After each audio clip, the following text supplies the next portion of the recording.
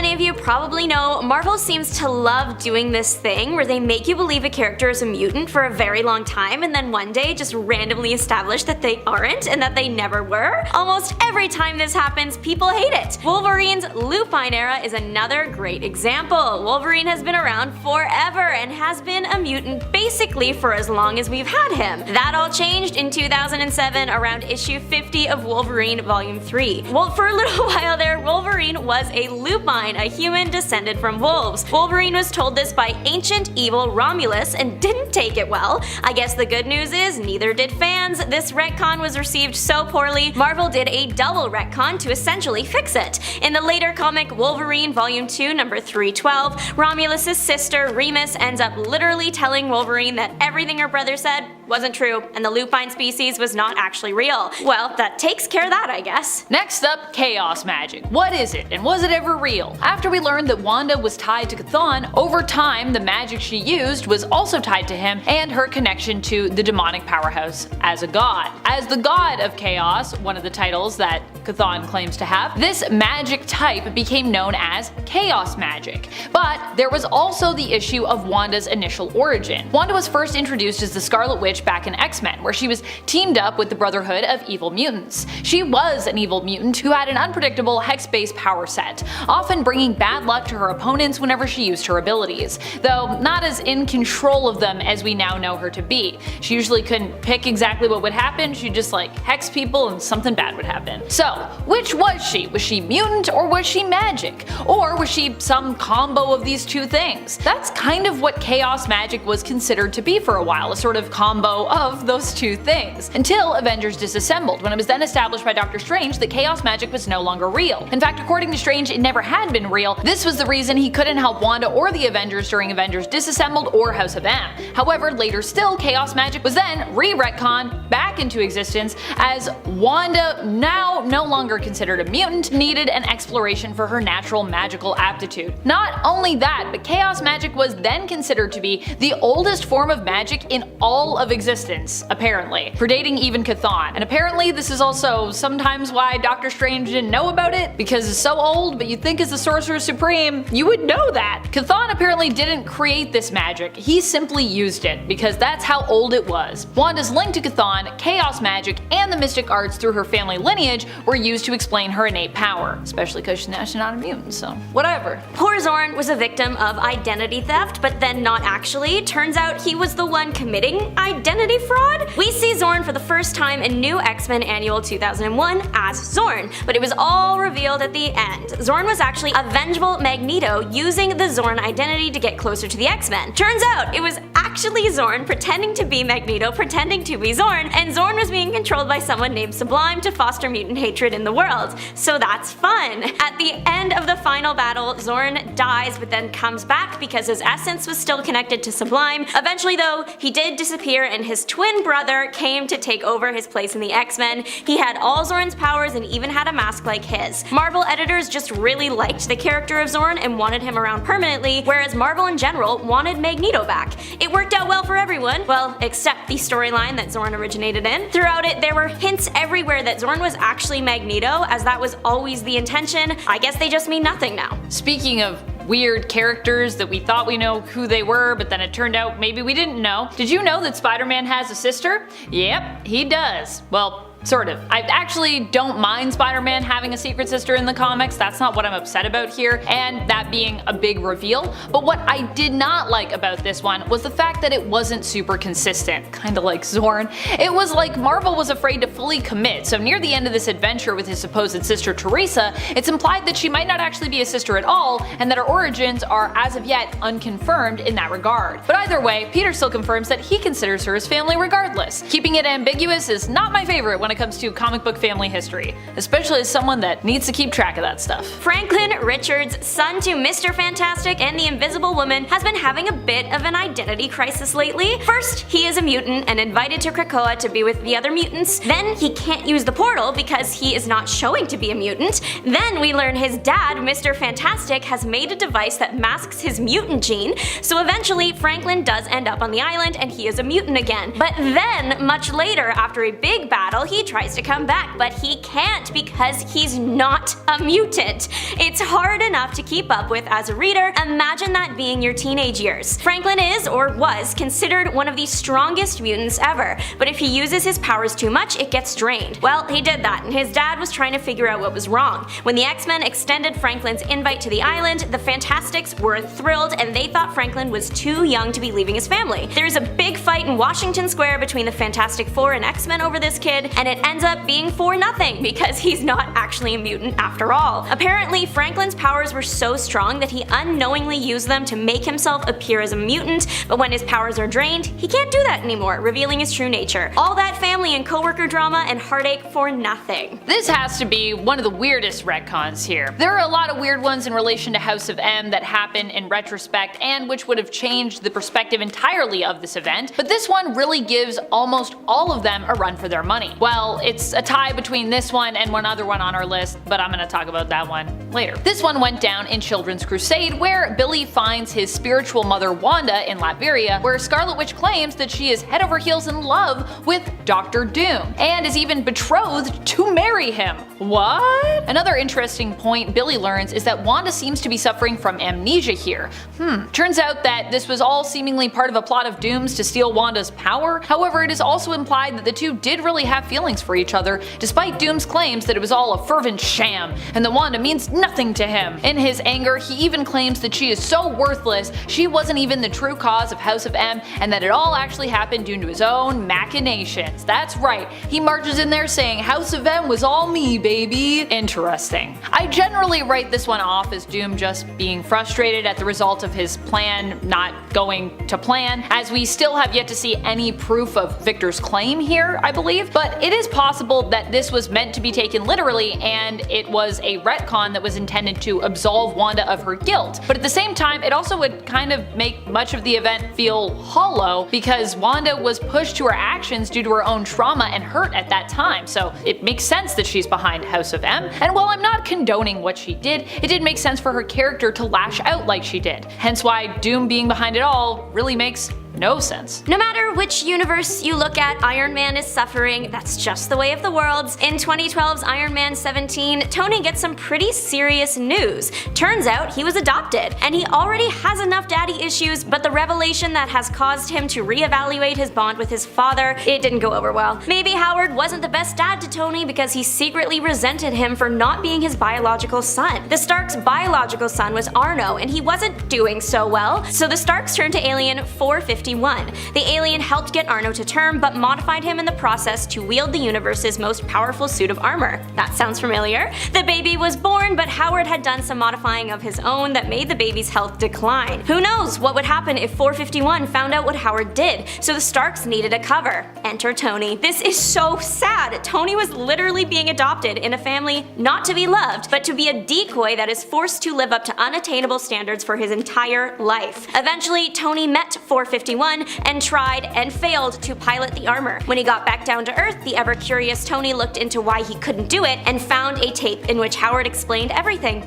Marvel, give Tony a break challenge level impossible. What's interesting about a lot of retcons is that they are usually implemented by writers or creative teams who are different from the ones who established the initial canon for a character, which honestly makes sense. These are new creatives who either might not be aware of the established canon, might not like it, or might just want to change it up because they want to shake things up and have like a new vision for a character or just established lore. But this isn't always the case. Like with Genesis and her alter ego, the demonic entity Annihilation, during Ten of Swords. Genesis was revealed to be the retconned wife of Apocalypse, who also happened to be the one under the Mask of Annihilation or the Helm of Annihilation, possessed by the demonic Amenthi entity. However, by the end of Ten of Swords, we'd actually saved Genesis from her possession, with Saturnine transforming the Helm of Annihilation into a staff. The whole purpose of Saturnine doing this was to zap Annihilation's power somewhat, making it easier for the wielder to dominate and control this power instead of Annihilation possessing the wielder. This way, Genesis and the Iraqi mutants would have complete control over the Amenthi army without being possessed.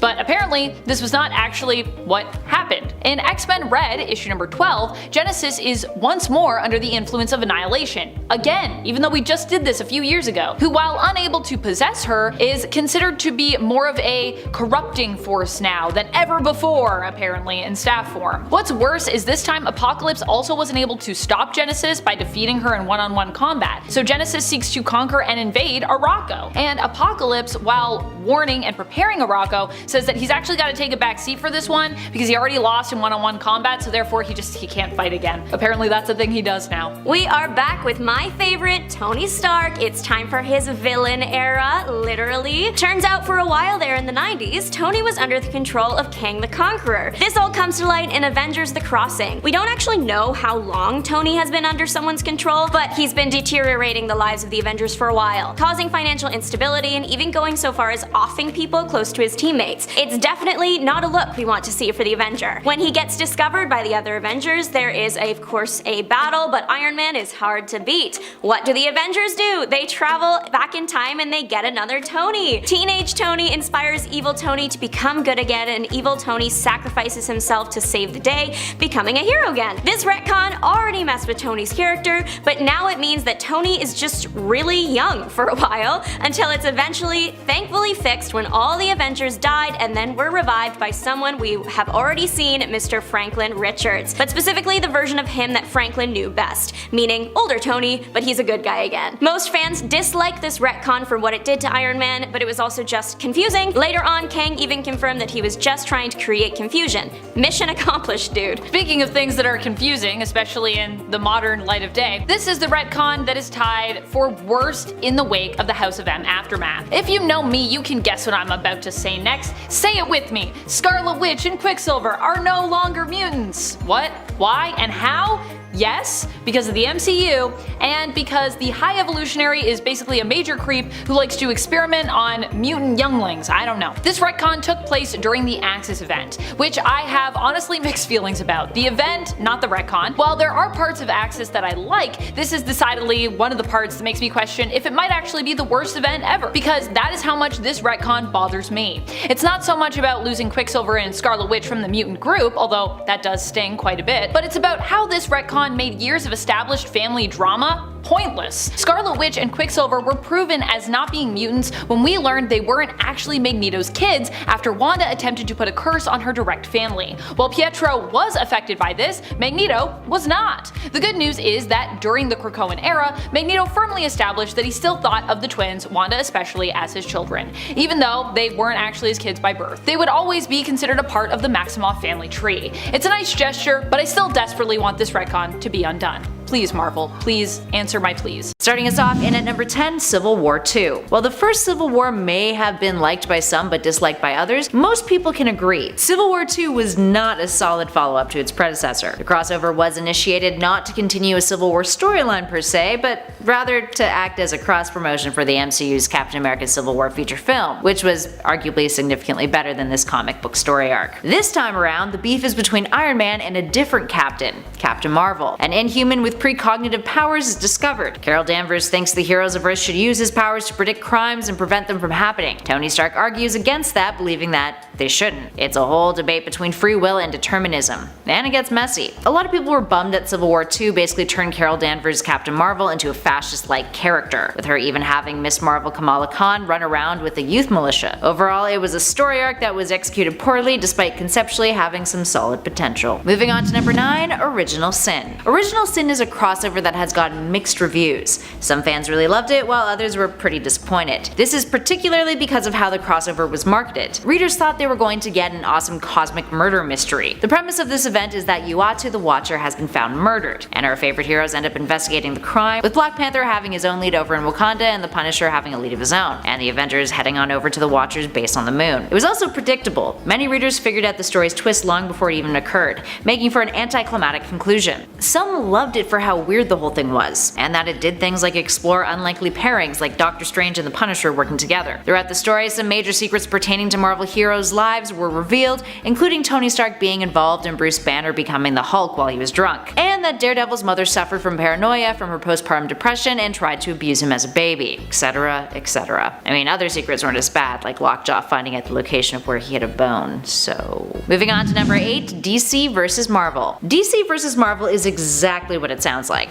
It's generally a crossover that many have nostalgic feelings for, being a popular one that came out in the 90s. But really, it is just a giant mashup of DC and Marvel characters duking it out, with battle pair-ups that some readers didn't really agree with. I'm sorry, but there is no way that Wolverine would have beaten Lobo. Anywho, the story threading it all together was lackluster, making the crossover feel more like a fantasy fan service attempt rather than something substantial. But one good thing did come out of it, and that is the Amalgam Universe, an alternate reality in which DC and Marvel characters were amalgamated together, like Wolverine and Batman becoming Darkclaw. Their origin stories would be a combination of both characters along with their storylines. Silver linings, people. Silver linings. Moving on to number 7, Age of Ultron. Age of Ultron is a 2013 crossover event, which is very different than the Avengers Age of Ultron MCU film. Do not mistake the two. Joss Whedon just borrowed the name of this comic story arc. It has nothing to do with each other. This story arc takes place across two Earths, 26111 and 61112. The former being an Earth where Morgan Le Fay took over half the world, and the latter being an Earth in which Ultron had annihilated all of humanity. The biggest criticism of this crossover was the fact that it felt more like it belonged as a what-if title rather than an event of its own. Many readers felt that the heroes featured on these alternate Earths, who were trying to survive in Ultron's harsh reality, made flat-out bad or uncharacteristic decisions. And the worst part?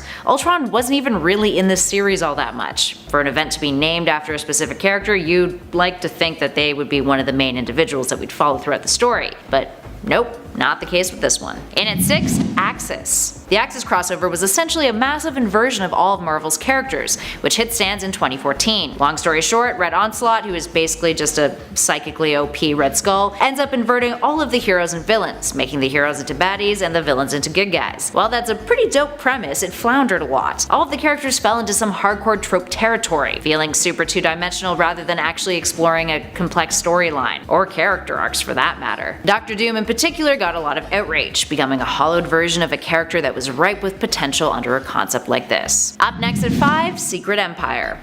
The famous Captain America is a secret Nazi story arc. Prior to Secret Empire, Marvel released a series called Captain America Steve Rogers, which revealed that the patriotic hero was actually a sleeper agent for Hydra all along.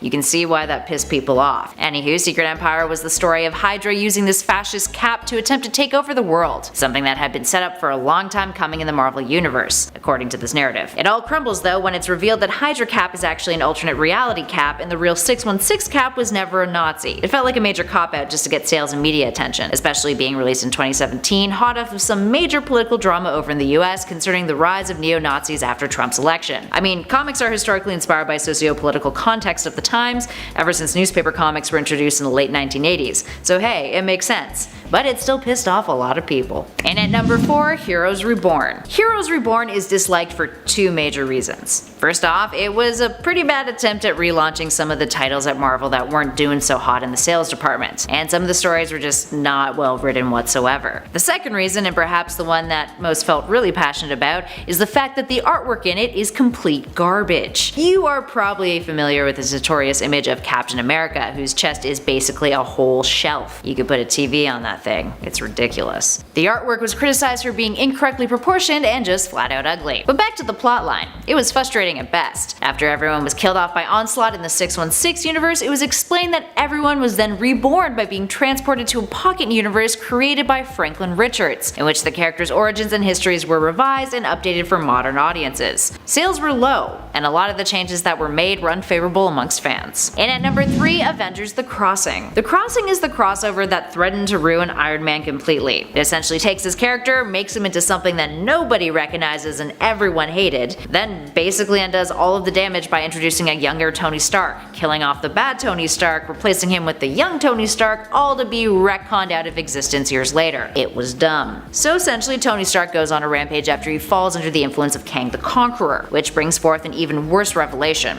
that Tony Stark has always been under the influence of Kang the Conqueror. Wait a second, where does that sound familiar? Secret Empire? Is that you? Anywho, the Avengers pull teenage Tony Stark out of another reality and use him to defeat Kang Stark. Also, Janet Van Dyne is turned into an actual wasp, and that was weird as f. Up next, number 2, Secret Wars 2. The Secret Wars crossover event was considered a huge success, and many readers feel it is one of Marvel's best crossovers to date, even if it was a crossover whose initial purpose was to solely sell toys to kids. Now, all of that success cannot be said of its follow-up crossover though, Secret Wars 2. It came out shortly after the first Secret Wars the following year, written by Jim Shooter, and plopped our favorite Marvel characters back into conflict with the Beyonder, who is having a whole existential crisis about the meaning of life. The Beyonder ends up on Earth, and is incredibly childlike, learning about human life for the first time. There's even a part of the story where Peter Parker teaches him how to use a bathroom. This childlike Beyonder ends up deciding he wants Earth for himself, which is the product of a massive ego trip, and he ends up getting killed by Molecule Man after he tries to destroy the entire multiverse, and also fails to find enlightenment. Really, it's the Beyonder story rather than a story about Marvel's beloved heroes, and a lot of whining ensued, so yeah, no thanks. And last but not least, in at number 1, Ultimatum. Ultimatum is often considered to be the crossover event that destroyed the Ultimate Universe, both metaphorically and kind of literally. Taking place on Earth 1610, the Ultimate Marvel Universe provided fans with reimagined and modernized versions of the Marvel character roster, which included new origin stories and even some quite unsettling characterizations. It was pretty neat. But in 2004, a lot of the creatives spearheading the Ultimate Universe line of comics departed from it, leaving Marvel editors believing that the only way to keep interest in it and ensure its survival was to do a massive crossover event. In the stories leading up to Ultimatum, there was a whole lot of gratuitous violence and deaths, along with a whole lot of shock value. And the series pretty much ditched everything tonally that made the Ultimate Comics great to begin with. So that miniseries was panned by critics everywhere, and Ultimatum itself was not only a commercial failure, but is also considered by many to be one of the worst comic books of all time. The story killed off 34 characters, and because of its failure, Ultimate X-Men and Ultimate Fantastic Four were also cancelled. So what's some of the weird crap that goes on in it? Well, the Blob eats the Wasp, cannibal style. Hank Pym returns the favor by growing in size and then biting the Blob's head off and eating it as well. Doctor Strange's head explodes thanks to him being strangled by his own cape. There's a lot of other crap too that happened before it in the miniseries, but man, I don't think we have time to dive into all of that. It's just nasty. Kicking off the list at number 10, Bullseye, Daredevil. Wow, he's the coolest guy I've ever seen at a bar, hands down. So Bullseye was introduced to readers back in Daredevil 131. Now, I know he doesn't look the coolest here either, but that's who the character is, okay? Make your movie universe work for that character or just don't use the character yet. That's it. Like, you can't have Daredevil looking like this, and then when it comes to Bullseye, you have him looking like this. You can't have cool guy Colin Farrell and also leather Daredevil. It's just like, pick a lane. It looks like he's the villain of a 90s TV show, honestly. He doesn't look like the iconic evil assassin at all in this entire movie. Plus, Colin Farrell's performance is just... Now, the Batman universe did Ben Affleck a little bit better, and now we can also look forward to Colin Farrell being in the Penguin in the new Batman, so it's good. It's like you start with Marvel, move to DC, or you start to DC, and then you move to Marvel. Proper transitions. And before we head over to number 9, if you guys could go ahead and give this video a thumbs up, because it really means a lot for us at the channel, and it also helps us out as well too. You guys are the best. Thank you so much for supporting. Now back to this list. Number 9, Silver Samurai, the Wolverine. Alrighty, we got a cinematic masterpiece coming from Fox, because they just pump out the best superhero movies ever. The Silver Samurai in this movie has no mutant abilities. It's rather just an advanced tech suit. It was made up of adamantium from the orders of Ikiro Yoshida, and it was meant to prolong his life until he got Logan's healing factor. And it also looks like a Decepticon. Although it's based off of the original armor of the Silver Samurai, it just didn't work out. It was too much CGI, took you out of the movie, felt like you were watching Michael Bay's Ninja Turtles. It was just a mess. But while this Wolverine movie may be at the bottom of the list for many, I don't feel too bad for adding it in here because eventually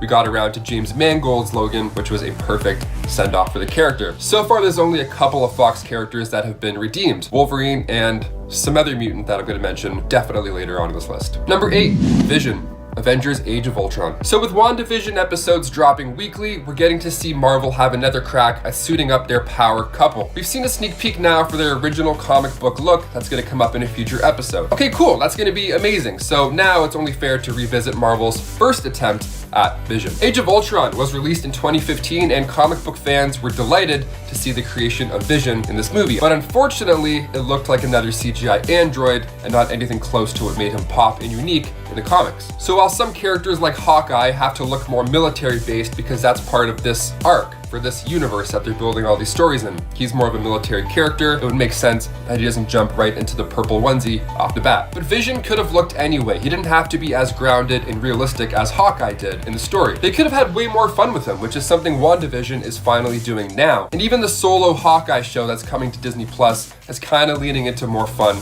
costume-wise. So we can look forward to seeing that in the future. See, things get better for Marvel. They start off a little bit choppy and then they're like, oh, let's throw in some purple. Let's throw in some green. Number 7, the Rhino. The Amazing Spider-Man 2.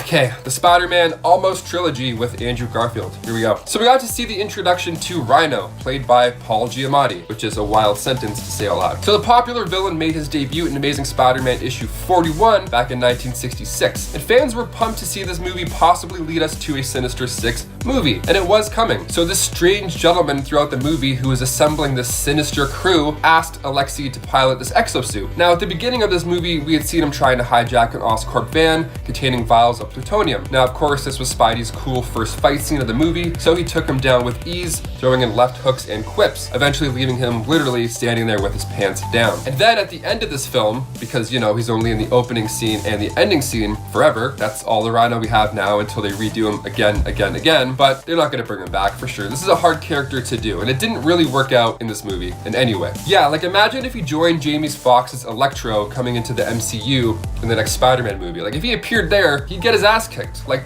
Mark 1 could take this guy. Now I understand you need to make it again more realistic for a live action movie, but this just wasn't it. Number 6, Apocalypse. X-Men Apocalypse. He made his first full comic book appearance in X-Factor issue 5. He's the big, brooding villain of the Marvel Universe, or one of them at least. And after the success of X-Men Days of Future Past, this movie was hyped up. The first mutant, near omnipotent superpowers, this guy is the big bad we've been waiting for in the X-Men universe. And the results were boring dialogue. The costume ended up looking like the sticky dude from Power Rangers movie. Ivan Ooze. Yeah, Ivan Ooze was the villain. Hi, can I get 4 tickets to X-Men Ivan Ooze? Thanks, debit. To be honest, I'd rather just watch Oscar Isaac act as a person, because it's usually pretty good. Ex Machina was an amazing performance. This movie just felt like a superhero movie with a budget every time I looked at him. And also, the guy's barely in the movie. Like, for the main villain, for Apocalypse in a live-action X-Men film, we got to see him for less than 20 minutes in total. Number 5, The Thing. Fantastic Four. 2015, very important number. The Fantastic Four movies are on here more than once and for good reason. Okay, so we head over now to the reboot that didn't do well at all. It was directed by Josh Trank, released in 2015, and is currently sitting at a 9% on Rotten Tomatoes. Also, the other Fantastic Four movies before this reboot didn't get the best of reviews. I mean, sure, they were made long before the MCU was established, so there's not much to compare, but they were fun at the time. I mean, I remember having a good time in theaters. I don't remember having a bad time in theaters like I did with this Fantastic Four movie. But with John Watts attached to take a swing at the franchise yet again, we have a little bit of hope. He brought Spider-Man back to life and did such a good job. So as soon as he announced that he was doing Fantastic Four, I think we're good. I think we're finally past the uglies and now we're gonna get into the goods. But let's look now at one of the many things that made this movie bomb. And for me, it was character design. It didn't work. It didn't pull me in at all. I didn't care about any of these characters. I didn't care about the Fantastic Four. That's insane. Like The Thing, he's a super rock monster with a literal heart of gold. His first appearance is fun. He's a fun major character. Keyword here is fun. In 2011, The Thing ranked 18th in the top 100 comic book heroes, and we still haven't really seen any movie do him justice properly. For starters, at least the version that Michael Chiklis played had an actual actor under the suit. We had an actual human to relate to in some way or another. Number 4, Doctor Doom. Fantastic Four 2015. And now we got number 4, same movie. Let's do it. While we're at it, I gotta bring up Doctor Doom from the same movie. Perhaps even worse than how bad The Thing looked, we have our main villain. Also, one of the biggest Marvel villains ever of all time. Victor Von Doom was played by Toby Kebbell, who I'm a big fan of. His motion capture work for the Planet of the Apes movies were amazing. He's a fantastic actor. So dare I say, I was looking forward to seeing this movie in theaters. In the early 2000s franchise, we almost got him. We almost got Doctor Doom. We kind of got a comic book look and feel. A little bit. But even so, this was a watered down version of the character as a whole. Like, he's not a king yet. And the reboot back in 2015, when the first look of Doctor Doom was leaked, we couldn't even believe it. We thought it was fake. We were confused and kind of worried, but then, you know, maybe a little CGI will kind of clean him up a bit, maybe some post-production. Maybe we'll have a good Doctor Doom, right? Right? We'll get him next time, boys. Number 3, Venom, Spider-Man 3. The Tobey Maguire Spider-Man movies have a special place in my soul, in my heart. They're a big part of my childhood. I remember seeing Spider-Man 2 in theaters, and I remember having the best time. It rocked my world. And then the third one came out. So we got to see Venom come to life in the form of Topher Grace. This movie also just had a villain problem to begin with, not necessarily just Venom. We got a new Goblin, Harry Osborn, Flint Marko as the Sandman, and Eddie Brock as Venom. On paper, this sounds like a great Spider-Man sequel. Sounds like a lot of fun, but it wasn't. Why is that? Well, part of the problem was that the studio was pushing director Sam Raimi to include Venom in the plot, when even he didn't want to. He wanted to complete Harry's arc, boom, which he did, and he wanted to have a new wild villain that makes a blockbuster pop like Sandman, and then he originally wanted to have the Vulture in there as well as a third villain. He said Venom's lack of humanity wouldn't work with the existing story and universe. Yeah, absolutely. Venom looks bad in this movie. He just looks like Topher Grace in a suit with messed up teeth. It doesn't feel remotely close to being a powerful symbiote, and also because Raimi had to throw Venom in the plot, we also had to see a new look for Spider-Man, which was the black suit, which was cool. The black suit's a nice little nod to the old comics. It's cool, it makes him stronger. He likes the suit, it feels good on him. Awesome, we love to see it. But that meant we also got to see a new Peter Parker as well, which we didn't want to see.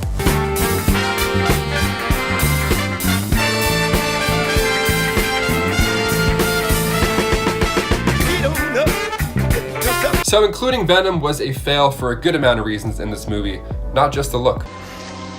I like being bad. It makes me happy.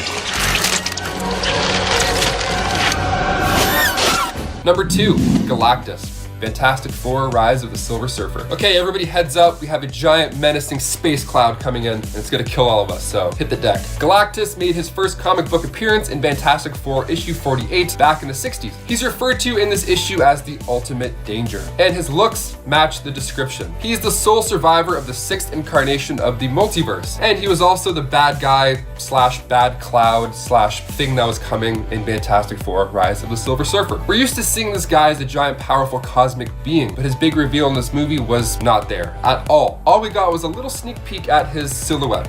But why did this happen? Why did they choose to do a giant Nimbus cloud instead of a villain? Let me explain. So 20th Century Fox, their rationale for having the character as a cloud was apparently to keep him discreet, because they had original plans for him, and that was in a Silver Surfer spin-off. So they wanted that to be a tease, and then furthermore explore his true look and story in the movie. So they wanted to kind of tease him first and then bring him in to the actual Silver Surfer spin-off, which would have been great, but we never got that. And finally, number 1, Deadpool. X-Men Origins Wolverine. Okay, possibly the worst cinematic debut of Wade Wilson. And we got 2 looks in that movie that nobody wanted. 2 for the price of 1. We got this one.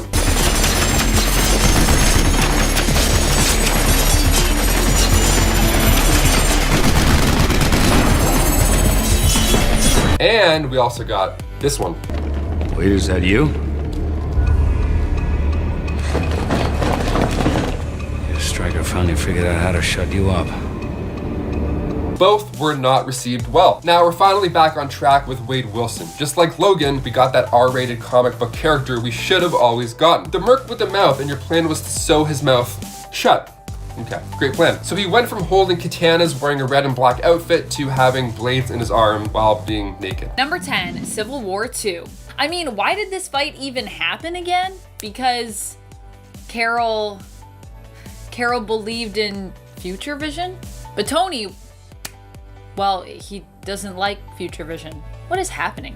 What is this story? Whereas with the first Civil War, where the feud was all about whether or not superheroes should be registered government officials, which had 2 clear sides that each had their own merits, here we're arguing about something that no one really cares about.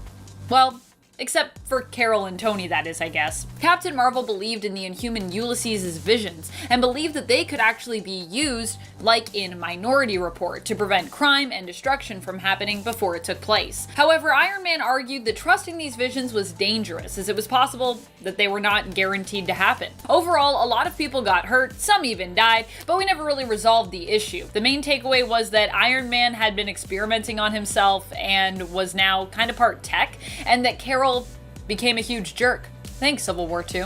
Number 9, Clone Saga. There are a lot of things that I love about the Clone Saga, like all of the fantastic spider clones, but there are also some things that really bother me about it. Like the fact that readers potentially believed they were reading a Spider-Man Peter Parker story, only to later find out, dun dun dun, that it was actually a clone. What?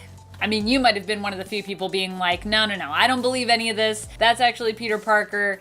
This other Ben Reilly character, he's the clone, but yeah. The whole bait and switch here is the thing that just really gets me. That and the fact that there were so many insane tie-ins which make the Clone Saga confusing to read and follow up with, even in retrospect throughout issues. Never mind if you happen to be collecting the issues across all the series at the time of that event. Even the modern day recollections of Clone Saga are a mess. Number 8, Spider-Man's domestic dispute. So, this wasn't so much a dispute, I guess, as an accident, but it still seems weird to me that other characters have their lives completely destroyed because of something like this, and yet for Spider-Man, we never really held him accountable or really talked about it. It's like a weird double standard because I guess of how popular Peter Parker is. During the Clone Saga, there was a moment where Spider-Man accidentally hit Mary Jane without knowing that she was kind of like right by him. Except that Peter is insanely strong, sent her flying, and well, she was also pregnant at the time. I know Peter felt awful about this, but it's a little strange that not many other fans seem to echo Spider-Man's own disappointment in himself there, especially considering that Hank Pym once hit Janet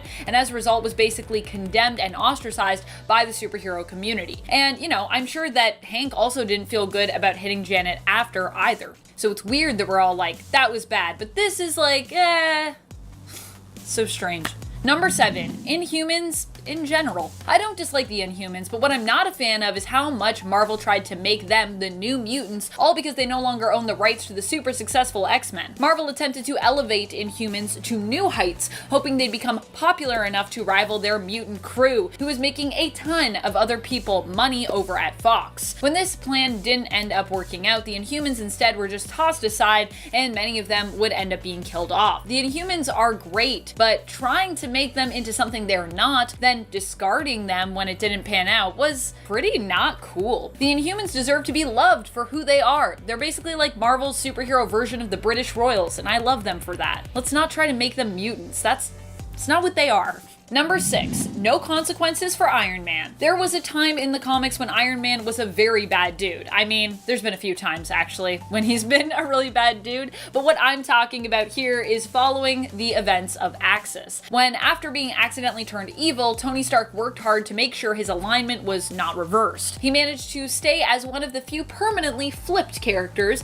and did a lot of very bad things afterwards as a result, but tried to initially play it off like he was actually the good Tony. But he wasn't. In the end, Tony would be forced to wipe his mind to protect secrets from Norman Osborn, who was put in charge after S.H.I.E.L.D. had disbanded. Tony would be able to recover from this catatonic state through recovering an older backup of his mind, one that fortunately didn't come with, any of the knowledge of his evil deeds, because it was like from before, which meant no consequences for Tony, no guilty conscience, and even readers couldn't blame him for his actions back then because technically this was, in essence, good old Tony again. This wasn't like evil Tony. There was none of that in his mind. Not fair. Just because we love Iron Man in the MCU doesn't mean that Tony gets off the hook.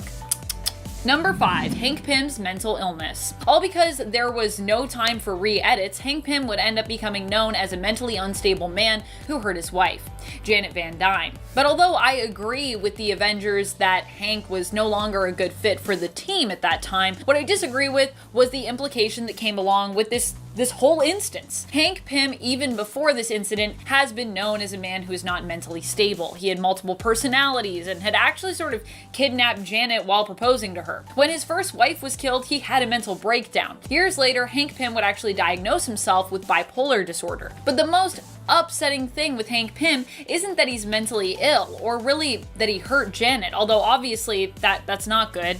And I'm not condoning that. It's how his mental illness turned him from hero to villain. It's the way his mental illness was presented and was handled in the comics. Instead of trying to help Hank, he was shunned for his actions. It feels as though Marvel at the time was kind of saying, Hank is crazy, which makes him hurt people, which means he's a bad person. In other words, craziness or mental illness equals bad. And that is the thing that I don't like when we do in comics, and I feel like mental illness, it's hard to handle in comics because sometimes that's just where it goes, and it's like, that's not what mental illness is. It doesn't mean you're a bad person because you have an illness. Just because you can't see it doesn't mean it's not real. Number 4, Peter and MJ's marriage. So many retcons, so little time. A big plot point and retcon that I'm still waiting to be undone is the abolishment of Spider-Man and Mary Jane's marriage. I mean, I personally don't know if the two would actually still be together today if their marriage had never been undone. It was always kind of rocky, and there were a lot of times that it felt like both partners could not meet the other's needs, which tended to cause, well, a lot of colossal problems there. But MJ and Peter do really see each other, I think, and often because of this, because they both understand one another so well, they would more often than not manage to work through their problems together and make it out on the other side. But we never got a chance to see how the marriage played out because in One More Day, their marriage was taken hostage by Mephisto. This is also just such a weird story. You know how I know? From trying to explain it to friends who don't read comics. That is a great way to test out how weird a story is. If you explain it to someone who doesn't read comics and they just like can't process it, there's something wrong with that story. That's what I like to think. Like the source wall in DC. Try explaining that to people. I'm not knocking it, I'm just saying it's very out there. Number 3, mistreatment of Miss Marvel. It's so bad. Anytime I go back to Miss Marvel's random pregnancy, it just makes me like grimace. And I don't know what's actually worse here, what happened to Carol or her so-called friends, the Avengers' reaction to the red flags surrounding it and her own emotional pleas for assistance. Wanda, aka the Scarlet Witch, at least tried to be there for Carol, but she also seemed to kind of be putting her own perspectives on child rearing on her friend. While Carol was decidedly disturbed to learn she had become pregnant without knowing how that happened or having a recollection of really sleeping with anyone, Wanda encourages Carol to be grateful because she herself cannot have children with her synthezoid husband Vision, which is just like, not your choice for everyone, okay? Okay, Wanda, I get that that's your choice and I respect it, girl, but like, you cannot put that on Carol. Do not be like, oh, how nice for you, I can't have kids, so you should just be happy, Carol. No, this is weird, it's a weird thing. You should not be happy, you should be weirded out. I can't get too much into detail on this story, to be honest, because of the rules of the YouTubes, but what I can say is that it involves Carol having a rapidly progressing mystery pregnancy and then giving birth to the person that also impregnated her, feeling compelled to leave her life behind to go with that person, but not really remembering why she has strong feelings for him. So yeah. Fortunately, Chris Claremont would try to atone for all the horrors that Carol suffered here in Avengers Annual issue number 10. But if you want to go back to reminisce on just how awful this plot and this story was, you can check it out starting at Avengers issue 197. But you've been warned. You've been warned. Number 2, Scarlet Witch and Quicksilver are not mutants. One of the worst things that has ever happened to the 616 universe, in my humble opinion, is the retcon of Scarlet Witch and Quicksilver. No, I'm still not over it. I'm never gonna be over it. It needs to be fixed. Honestly, I enjoy silly retcons from time to time. The idea of retconning something as a plot device when needed, and especially when actually deployed to clean stuff up, does not bother me. However, this is something you need to be careful with, as retconning something like this, it can have repercussions that could extend beyond that one singular change. In the case of Wanda and Pietro, it made so much of their family history feel like empty and meaningless now in retrospect. There are stories that you'd go back to, like Vision and Wanda's miniseries together when Magneto shows up to pay the newlyweds a visit, that completely loses emotional weight. House of M is another storyline that gets emotionally derailed by this retcon. And then of course, there are the plot holes that this retcon created, like Wanda working with Hope Summers to get rid of the Phoenix Force. With this retcon in play, being that Hope is typically known for taking on other mutant-based powers and abilities, her boosting Wanda's power, it doesn't really make sense if Wanda isn't a mutant. So, what? Number 1, 616 Gwen Stacy. To be clear, I don't actually have a problem with Gwen Stacy. I actually like her character and many other still alive versions of her from alternate realities. I'm typically a huge fan of those. What I don't like is how she was treated after her death. I'm not as conflicted as some Spider-Man fans about Gwen's death to begin with. I'm not like against her dying, but I'm not for her dying. But after she died, goodness, we should have just let the poor girl rest. Not only has she been brought back via clones too many times, and it also never ends well, but we've also felt it necessary to give her a darker, more horrible past, because that's what she needed, with her becoming the very young mother to Norman Osborn's twins. Just why? Why? Just let Gwen Stacy rest in peace, I say. Let her rest in peace. Number 10. Freshly hatched spiders. Yuck! This is one of the worst ones out there if you're asking me. It comes to us from one of my all-time favorite spooky Marvel stories, which is featured in Edge of Spider-Verse, issue number 4, the previous Edge of Spider-Verse, not the newest one to come out. And the story that we're talking about here is that of Patton Parnell. I love Patton Parnell. Patton Parnell is an alternate version of Peter Parker who is basically a psychotic serial killer in the making. Once he is transformed by a radioactive spider bite, he gains more confidence and literally turns into a monster. He gets revenge on his Uncle Ted, who has mistreated him throughout the years, by placing spider eggs inside of him. Yikes! And, well, those eggs hatch. Uncle Ted isn't the only one who seemingly meets his end this way either. And friends, before I move on to our next spot on this list, if you love what we do here at Top 10 Nerd, why not smash that subscribe button? I know there's some of you out there, some of you that aren't subscribed. Probably not you folks that are commenting. I know you've probably subscribed, but you over there, yeah, you should subscribe.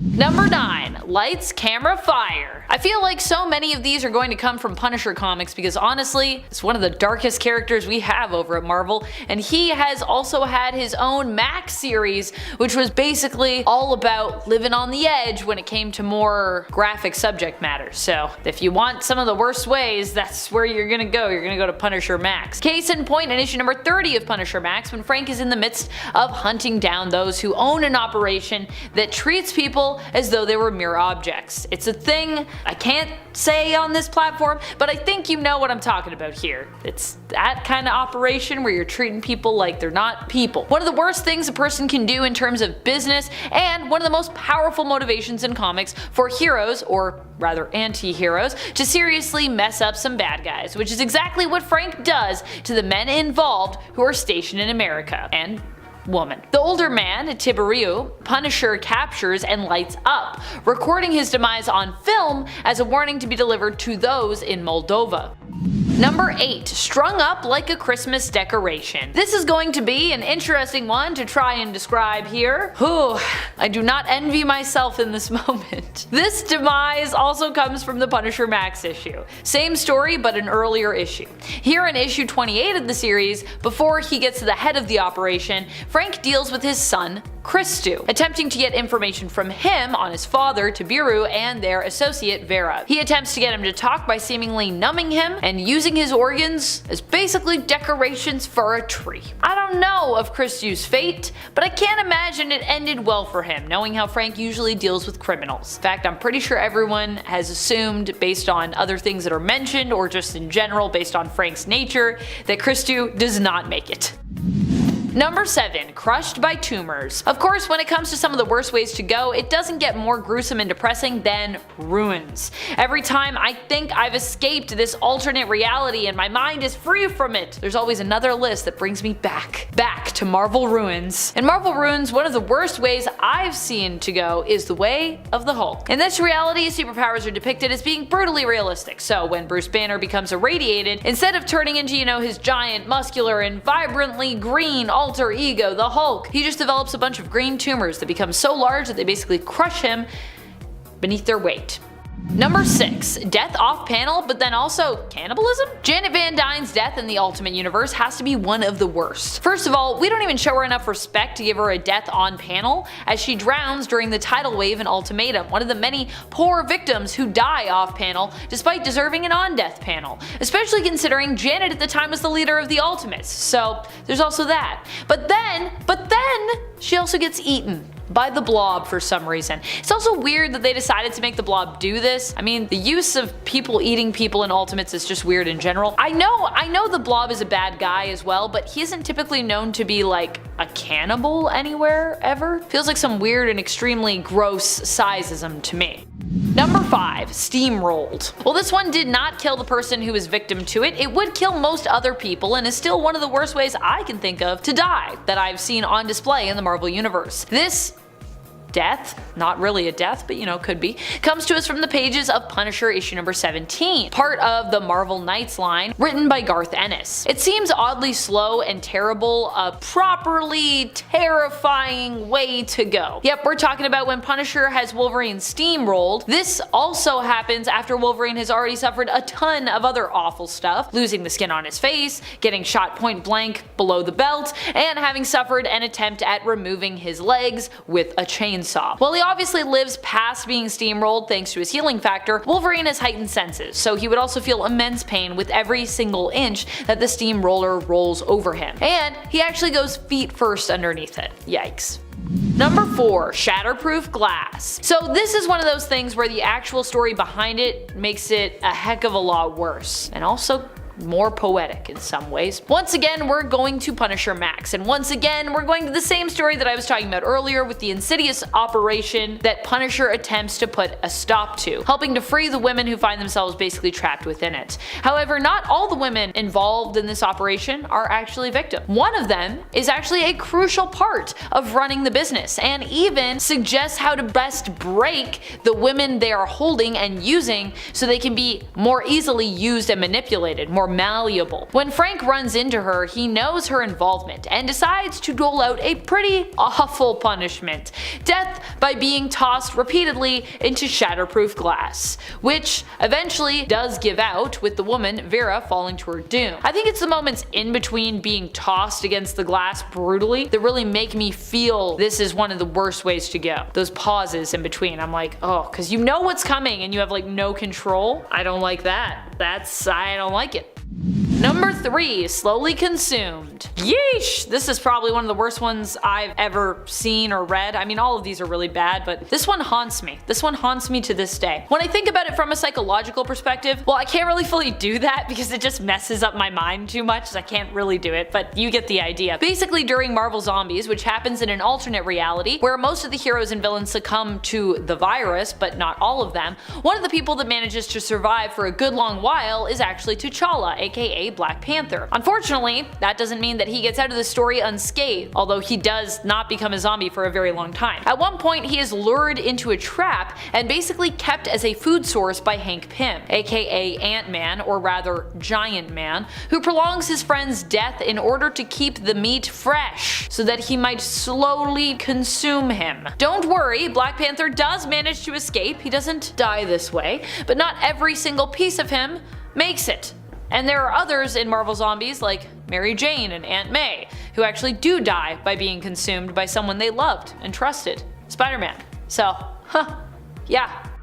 Number 2, stomach problems. Ugh. Okay, time to talk about Old Man Logan and his fight against Old Man Hulk. If you are familiar with the Old Man Logan universe and the stories that exist within it, I think you know where we're headed. For those of you who aren't, get ready and allow me to explain. Basically, in the Old Man Logan universe, the whole world is left in an apocalyptic state after the supervillains finally win and actually defeat the heroes. Success! Wolverine himself was manipulated into turning on his fellow X-Men by Mysterio, and now is only known as Logan. He doesn't like to go by Wolverine anymore, he doesn't like to think of that because it ended terribly. However, despite all of this and everything he has lived through, Logan still manages to find a way to keep moving and even ends up settling down and starting a family. However, he has to pay money to the Hulk gang, who basically have claimed the land that he and his family live on. Logan ventures out to get said money to basically pay his weird Hulk landlords and actually succeeds in collecting the money, but arrives home too late as the impatient Hulks returned early and actually murdered his kin. Seeking revenge, Logan challenges Pappy Banner,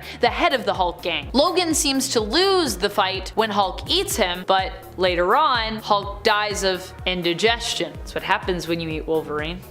Number 1, Magneto. I think simply facing Magneto would be one of the worst ways to go. He is not a man I would ever want to come up against. I've seen him torment people by pulling all the metal out of their blood, pull off Wolverine's adamantium coating from his skeleton through his skin, and torment and kill a woman with a paperclip. And let's not forget that Magneto at his most skilled and powerful can actually just control blood flow in your body and your brain. basically taking control of your mind or just preventing oxygen from getting to your brain, thereby basically suffocating you in a really terrible way. He is basically one of the most frightening people that the Marvel Universe has to offer, and being killed by him for whatever offense he deems worthy of death, I imagine, would just be downright terrible, no matter what it was. Magneto isn't usually one known for doling out quick and painless punishments or deaths, so yeah. And at number 10, Secret Empire. Let's start off our list by looking at the most recent Marvel event on our list, Secret Empire. Secret Empire was a 2017 limited series that followed the series Captain America Steve Rogers, in which it was revealed that Rogers had been replaced by a version of himself that was loyal to Hydra, and had been working as a sleeper agent to quietly establish Hydra as the main world power. Really, it just got a bunch of people worked up over the fact that Cap was a Nazi, and more people worked up about the fact that he actually wasn't a Hydra member, and that it was just an alternate version of Cap. Oh, and the heated debates that came out of it too. On top of that, the creators of Marvel claimed that having a Nazi Cap wasn't any sort of response to the rise of fascism that we've been seeing in recent years in real life. Truth is, historically, comics have always been colored by the socio-political factors of their time. It's how comics started off in the first place in the 1890s with cartoon strips like The Yellow Kid. They're inherently political if you take a closer look. Not saying that it was Marvel's main goal here, but it's not something to ignore, that's for sure. And at number 9, Infinity Crusade. The Infinity Crusade, a product of the 90s, specifically 1993, was the follow-up to the Infinity Gauntlet and the Infinity War, and it wasn't nearly as good. A 6-issue limited series written by Jim Starlin, it followed Adam Warlock who, in possession of the Infinity Gauntlet, expels the good and evil aspects of his being to become a complete and total logical being, who therefore can use the gauntlet and not be corrupted by it. But in doing this, Warlock's old foe Magus, the evil version of himself from a future timeline, ended up being released from his body, along with the incarnation of Warlock's goodness, called the Goddess. And the whole series is Marvel's heroes fighting against the Goddess who has her own agenda. Compared to the Infinity Gauntlet and even Infinity War, Crusade pales in comparison, especially in terms of creating strong enough conflict for readers to be invested in it. Up next, number 8, Blood and Thunder. Blood and Thunder is a Thor event, and it can be best summed up as this. Thor goes crazy from something called the Warrior's Madness, and a whole bunch of powerful heroes need to stop him from destroying Asgard. Some of the art in it is very questionable, and Thor is basically an asshole to everyone he loves. He straight up beats Sif, who is his wife at the time. He beats up Beta Ray Bill by smashing him so hard into a planet that the planet breaks, and on top of that, the ties into this crossover have very little to do with the actual main story event. All in all, it felt like a sloppy way to have Thor fight the Silver Surfer and Adam Warlock. Up next at 7, the Clone Saga. Another one from the 90s coming your way at this number, let's discuss Spider-Man and the Clone Saga. Spider-Man has had a few questionable arcs in his time, but the Clone Saga, which ran from 1994 to 1996, is often one of the first controversial arcs that comes to mind. Now initially it was a story that was meant to wrap up within a year's time, but because of sales and how well received that first year was, Marvel had its writers stretch it out and continue it, which proved to not go over too well with fans, since the quality of the stories significantly declined. There were changes that people just didn't like. It's also worth noting that there was a Clone Saga in 1973 penned by Jerry Conway, and that's not to be mistaken with this 90s saga, although it does involve a character who was introduced in the 70s saga, Ben Reilly. Reilly was Spider-Man's clone in the 70s storyline, and in this arc he returns as Scarlet Spider. Peter would eventually be replaced by Ben, which did not go over well with fans. The original Green Goblin was resurrected too, and there was a bunch of questions raised by that fans had confusion over, based on the continuity. The storyline complicated things a lot more for Spider-Man's character versus simplifying it and bringing it back to basics, which was what the creative team had initially intended to do with the arc. Moving on to number 6, Avengers issue 200. Avengers issue 200 was supposed to be a very special issue. Anytime a series hits a number like that, it is an accolade to be celebrated. But Avengers issue 200 had been clouded by controversy. It was the story in which Carol Danvers, Miss Marvel at the time, was abducted and raped and impregnated by Marcus Immortus. All for her to give birth to a son who was just Marcus Immortus reincarnated so he could have a body on Earth and escape an alternate dimension.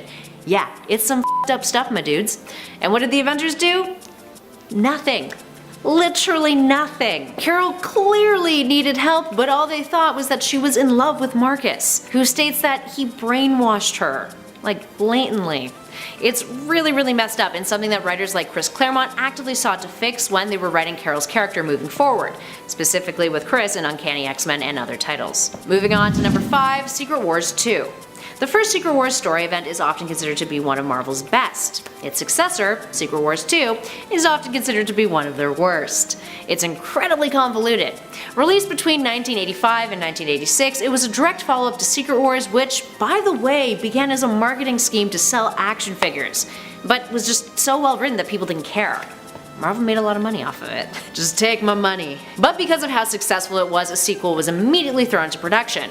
And it was not good. It brought back the Beyonder, who decides to visit Earth in a search for enlightenment.